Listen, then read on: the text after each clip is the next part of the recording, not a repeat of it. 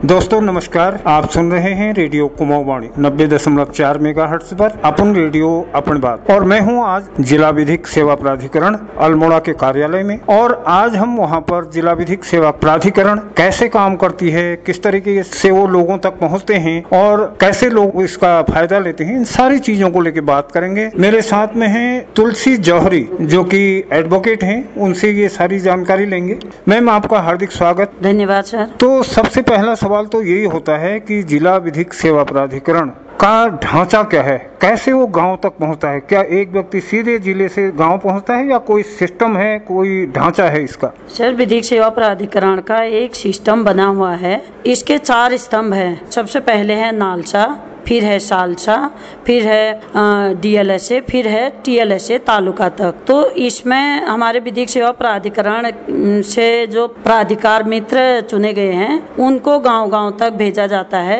हर गांव से या ब्लॉक से एक प्राधिकार मित्र चुना जाता है जो डायरेक्ट लोगों से, अपने गांव के जो लोग हैं तो उनसे जुड़ सकते हैं और उनकी समस्याओं को जिला विधिक सेवा प्राधिकरण तक पहुंचाते हैं। तो यानी कि आप कह रहे हैं कि ग्राउंड लेवल पर भी जो कानूनी जानकारी है इसको पहुंचाने के लिए लोग हैं। हाँ। और क्या हर गांव में रहते हैं या ब्लॉक स्तर में कुछ रहते हैं? ब्लॉक स्तर से छांटते हैं यहाँ विधिक सेवा प्राधिकरण में। एक गांव से जैसे 4-5 गांव कनेक्ट होते हैं गांव में, तो 4-5 गांव से 1-2 प्राधिकार मित्र नियुक्त किए जाते हैं। जी, तो बहुत अच्छी बात है। जो हमारा जिला विधिक सेवा प्राधिकरण अल्मोड़ा है, इसका अंततः क्या मकसद है, क्या उद्देश्य है, क्यों ये काम कर रहे हैं? सर, इसमें हमारा जो पिछड़ा तबका होता है, गरीब तबके के जो लोग होते हैं जो न्याय से वंचित रहते हैं, उनको कानून की जानकारी नहीं होती है और वो अधिवक्ता की फीस नहीं दे सकते हैं,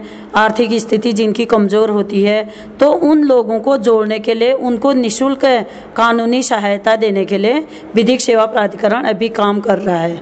बहुत अच्छी बात है।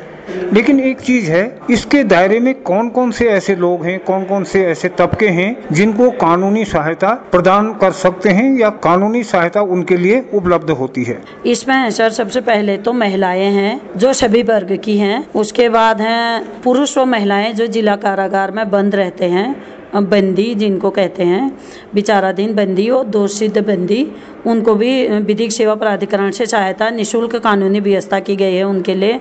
इसमें है ट्रांसजेंडर, उसके बाद है सीनियर सिटीजन, और इसमें है जो बच्चे छोड़े हुए होते हैं, बेगार बच्चे, उनको भी विधिक सेवा प्राधिकरण निःशुल्क कानूनी सहायता देते हैं और उनको एक अधिवक्ता नियुक्त करते हैं।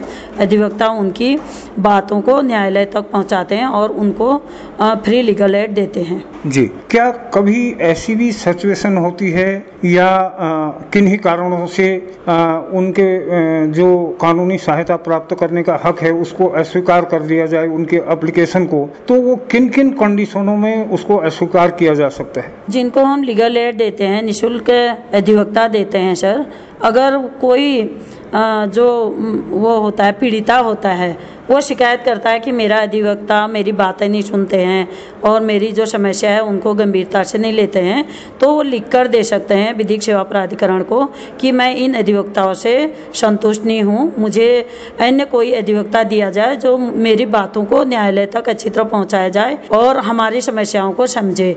तो हम यहाँ से दूसरा एडवोकेट उनके जो कॉज ऑफ एक्शन होता है, जो लिखे रहते हैं वो कि हमें ये इन कारणों से इनको स्वीकार नहीं करना है, तो हम दूसरा एडवोकेट भी उनको देते हैं। क्या कभी एप्लीकेशन या हमने जो गुजारिश की थी कोर्ट को, जिला प्राधिकरण को, क्या वो हमारी डिमांड अस्वीकार भी हो सकती है या क्या कारण हो सकते हैं कि अस्वीकार हो जाए? हाँ सर, इसमें ये होता है कि अगर जिले के अंदर, हर जिले में विधिक सेवा प्राधिकरण काम करता है, अगर उनका जुरिडिक्शन जिले के अंतर्गत आता है, उनका क्षेत्राधिकार, तो उनको हम इसी जिले से पैरवी करने के लिए लीगल एड देते हैं, निःशुल्क कानूनी सहायता देते हैं। अगर वो इन जिले से बाहर का होता है, उनका जुरिडिक्शन न्यायालय के अधिकार में नहीं आता है, तो उनको हम कानूनी सहायता नहीं दे सकते हैं। वो अपने ही ज़िले से जहां वो निवास करते हैं वहां से ले सकते हैं। एक पुरुषों के लिए ये है कि जो बेरोजगार पुरुष हैं, उनकी आय, जिनकी आय 3 लाख से कम होती है, उन लोगों को भी जिला विधिक सेवा प्राधिकरण से निःशुल्क कानूनी सहायता मिलती है और उनका हम इनकम सर्टिफिकेट लेते हैं और उसी के आधार पर उनको निःशुल्क अधिवक्ता दिया जाता है। क्या यही मापदंड महिलाओं के संदर्भ में भी है? महिलाओं को सबको विधिक सहायता मिलती है।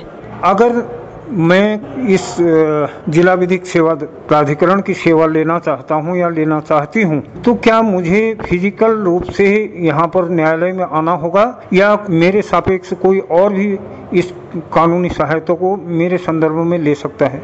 अगर आप यहाँ से कानूनी सहायता लेना चाहते हैं तो इसमें बाय पोस्ट भी आप एप्लीकेशन भेज सकते हैं। एक टोल फ्री नंबर है हमारे यहाँ 05962231105। ये हमारा DLSA का टोल फ्री नंबर है, इस पर भी फ़ोन करके आप पूछ सकते हैं। और हमारा जो व्हाट्सअप नंबर या ईमेल आईडी है, उसमें भी एप्लीकेशन भेज सकते हैं। तो हम आपके व्हाट्सअप नंबर पर उसको अधिवक्ता नियुक्त किए गए लेटर की कॉपी भेज के आप उनसे संपर्क कर सकते हैं। बिल्कुल। कानूनी सहायता किस किस लेवल तक यहाँ से प्राप्त कर सकते हैं लोग? जैसे कि मैंने पहले भी बताया, नालसा है नेशनल लीगल सर्विसेज अथॉरिटी, जो सुप्रीम कोर्ट की एक पार्ट है, वहाँ भी हम निःशुल्क कानूनी सहायता के लिए अप्लाई कर सकते हैं।